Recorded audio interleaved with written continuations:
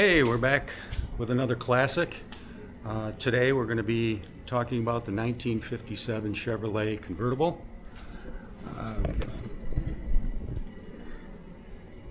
This car, for the most part, was not even supposed to have been made. 1955, when the first year of the Chevrolet shoebox was produced, Chevrolet only wanted to do 2 years of it, and because of the manufacturing constraints and delays, they ended up going ahead and producing the third year of the Tri-5, and the car became iconic. You look back at different movies, different posters, model cars, this car is probably one of the most recognizable cars out there. Anybody has a car collection, I'll almost guarantee you they have one of these in here. You want to talk about iconic cars, you think this car, you think the first generation Mustang, the first or second generation Corvette, first generation Thunderbird, and this car probably is right at number one. Some interesting things back in 1957 was the Sputnik. The Soviet Union put up the first orbiting satellite and the space race was on. Also 1957, Elvis Presley purchased his Graceland mansion. And sticking with the rock and roll world, John Lennon and Paul McCartney met for the first time in 1957. I have with me today the owner of this nice, beautiful car, Fred from Punta Gorda here. And Fred, if you could tell me a couple of things about the car. How long have you owned the car? I've owned it less than a year. Really bought it sight unseen. When I say sight unseen, I had videos of it, 100 and some pictures of it, and a description from the owner. The owner before me owned it for 38 years. Took well care of it. 8 years ago it was repainted. New glass was put in it. New top was put on it. And this is the outcome. Beautiful car, absolutely beautiful. Now in 1957 there was approximately 46,000 of these convertibles made. A couple of features that were offered in it from the factory was air conditioning. I see that you have, looks like a aftermarket dealer AC in here now. Power steering, power brakes.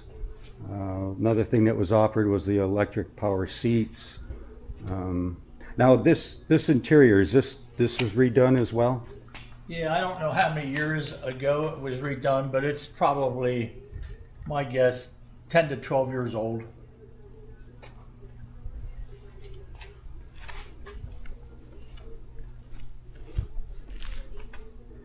And of course the 57 Chevy, when it came out, actually the 57 Ford Fairlane outsailed the 57 Chevy, which was the first time that Ford outsold a Chevy since 1935. So the 57 Chevy really didn't hit the ground running.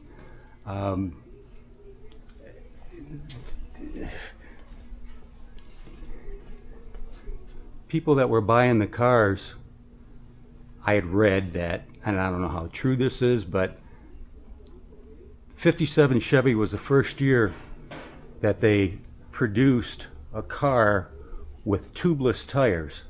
And some of the public wasn't ready for that. They were kind of afraid of it. I don't know for sure. But that was one of the things I read. They also went to a 14-inch tire this year. Gave it a little bit of a lower stance, a little wider stance. And Ed Cole, the head designer engineer of it, decided that he was going to dress it up a little bit more. He added the the gold anodized Chevrolet V in the front. Little gold anodized touches here and there. The Bel Air in the back, the V in the back. They also changed the dash. Interesting enough, there's no voltmeter or no oil pressure gauge in these. So it took a little while. Once the car was produced and NASCAR got a hold of it, they started kicking ass in NASCAR. Matter of fact, in late 1957, they were winning so many races with the 283 that they actually banned it for a few years. And even on the drag strip, these cars were doing really well. This car here has the 270 horsepower, 283, 2 4-barrel carburetors. And the engine compartment on it is big enough where it would accommodate the big block. Well, the big block really didn't come out until the early 60s. The first one was like the 409. And you could slip one of these in here. And these cars were just amazing. Another little side note on these 57s was the front end where the radiator sits is back from the grill. So these cars actually did well in the demolition derbies as well. The trunks were double lined, so it's pretty hard to disable this car. So not only could you beat the hell out of it, but it was fast.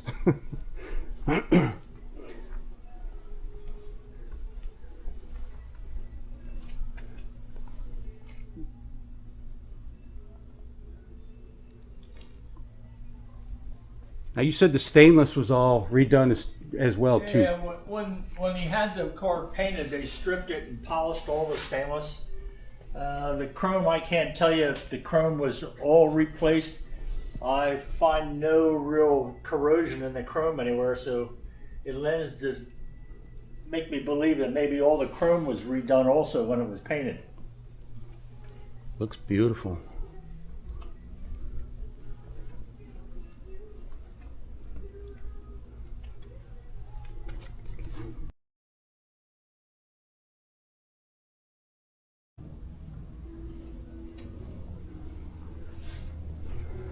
Yeah, you can see what I was talking about, the radiator being set far back.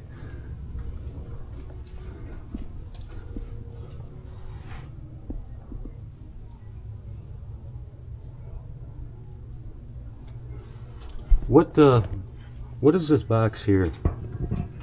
That's part of the vacuum system for the power brakes. Okay. This is the 270 horse. Is 2 4s, the old style Carter 4-barrel carburetors. Now are those oil baths? Oil bath air cleaner system.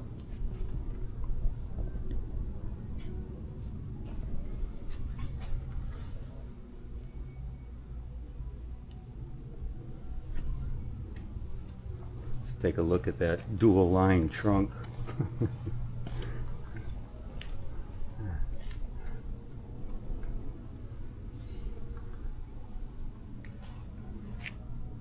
That Matador red color is absolutely beautiful.